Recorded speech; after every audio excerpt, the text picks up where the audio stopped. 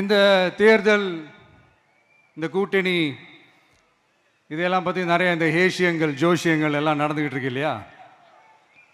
என்னப்பா இந்த விஜய் இப்போ தான் வந்திருக்கிறாரு, இவர் கூடலாம் யார் வரப்போகிறா, அவங்க வரமாட்டாங்க, இவங்க வரமாட்டாங்க, அப்படி இப்படின்ட்டு நம்மளை பற்றி ஒரு அண்டர் எஸ்டிமேட் பண்ணிகிட்டு இருக்காங்களே. அதுனா நமக்கு புதுசாக என்ன? 30 வருஷமாக நம்மளை அண்டர் எஸ்டிமேட் பண்ணிட்டு தான் இருக்கிறாங்க. ஆனால் மக்கள் கரெக்டாக நம்மளை எஸ்டிமேட் பண்ணி ரொம்ப அழகா, ரொம்ப அக்கறையா, ரொம்ப தெளிவா, ரொம்ப தீர்க்கமா நமக்குன்னு ஒரு இடத்த கொடுத்துருக்குறாங்கல்ல. எப்படி? என் கேரியரின் உச்சமான ஒரு இடத்த கொடுத்துருக்குறாங்கல்ல.